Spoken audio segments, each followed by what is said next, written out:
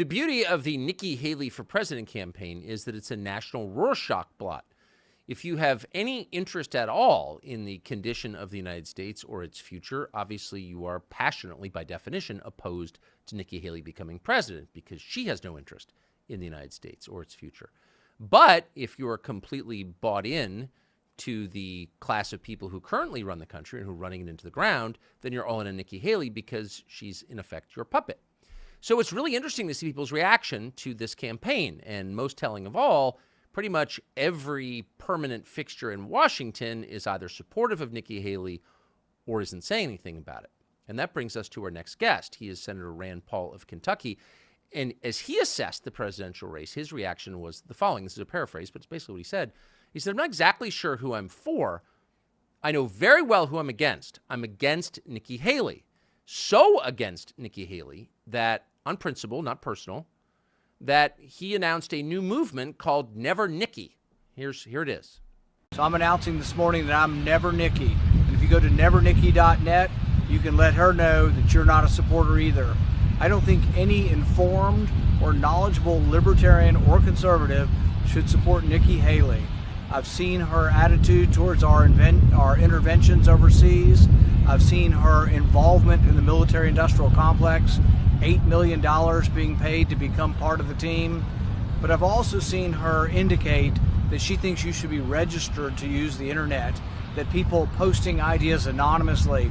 I think she fails to understand that our republic was founded upon people like Ben Franklin, Sam Adams, Madison, John Jay, and others who posted routinely.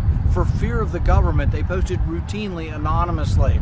So I'm announcing today I'm Never Nikki. You can go to nevernikki.net and sign up and show her that you're Never Nikki also. So it's one thing to find Nikki Haley distasteful, to acknowledge that she's a bloodthirsty feminist harpy who should be nowhere near power. Most reasonable people have reached that conclusion. But to start a website, Never Nikki, suggests a level of anti-Nikki commitment that's interesting and worth talking about. Senator Rand Paul of Kentucky joins us now. Senator, thanks so much for coming on. So let's start at the end. What moved you?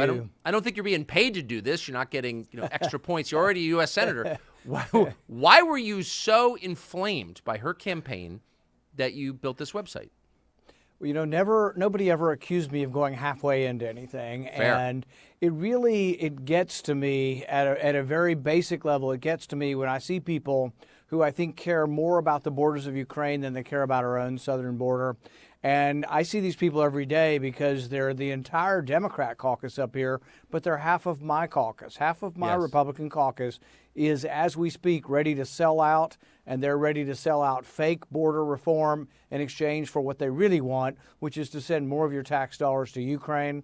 I think Nikki Haley fits right in that camp. I think she's from the McConnell, Dick Cheney wing of the party, and this is the antithesis of everything I believe in.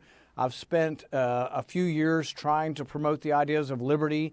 There is a wing of the party that believes in that, and I wanted to make sure anybody that follows what I do knows that there's no way, shape, or form I could support Nikki Haley. You've written a book called Deception, the Great COVID Cover-Up. What do you think was covered up about COVID? The fact that the U.S. government, at the behest of Anthony Fauci, funded it. The fact that they knew it was dangerous research and that they did not allow the research to go before the normal safety committee. See, we paused this dangerous research. They call it gain-of-function research, where you combine parts of two different viruses and you get a brand new super virus that has never before existed. It's brand new. It doesn't exist in nature. You have created it, which is an amazing thing, but not a good thing. When you create these viruses, there's a danger they leak out from the lab. But we had funded that. So between 2014 and 2016, people became very worried that scientists were now aerosolizing, taking a virus that was 50% lethal, like Ebola, that spreads by bodily fluids like AIDS, so it's not as contagious, just like sitting in a room, and saying, well, why don't we let's see if we can mix it with this other virus and see if we can make it aerosolized. They were doing that with the avian flu. The avian flu is deadly, but it mostly kills chickens, doesn't infect humans very well, but they're like, wonder if we can make the avian flu more infectious and see if we can transmit it through the air. And then they did.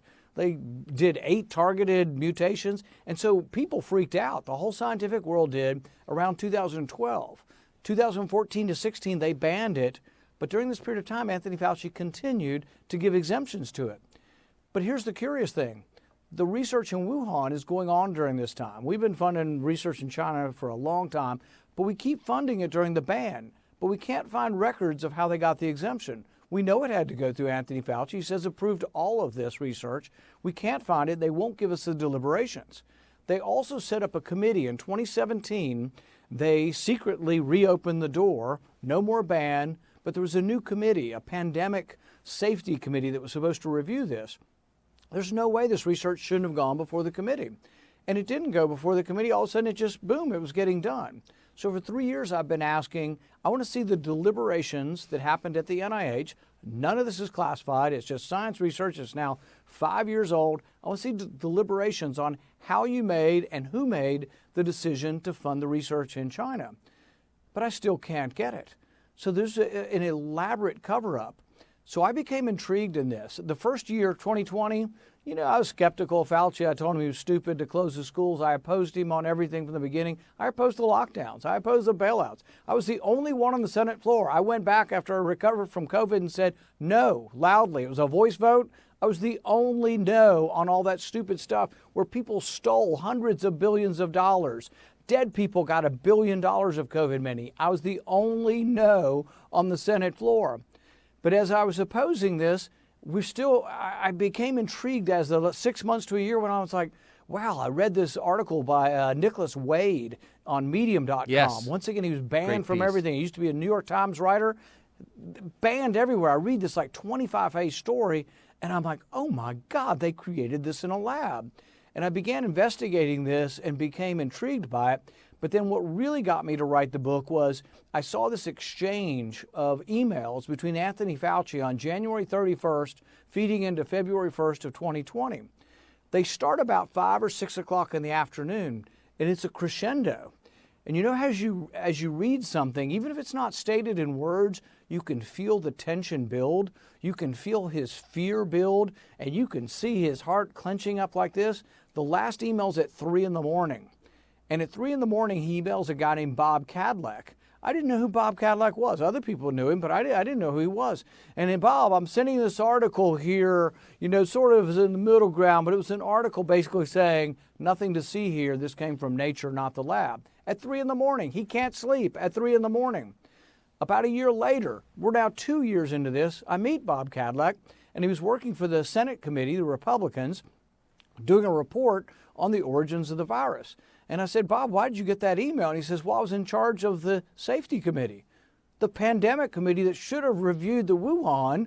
And he didn't say this, but my implication is he's sending him an email because he's going to discover that the research that caused the virus was supposed to go before his committee, and he never saw it. So as things come together, to me, it is the greatest cover-up in our history. 1 million people died in the United States, maybe 20 million, 10, 15, 20 million worldwide. And it was funded by government, approved by Anthony Fauci, and then the cover-up. And there's a lot more in the book. We go through all the different articles, the scientific articles in Nature and in Lancet, where they came together and they lied. The people all said it was a conspiracy theory, but they didn't reveal that they were receiving money in this.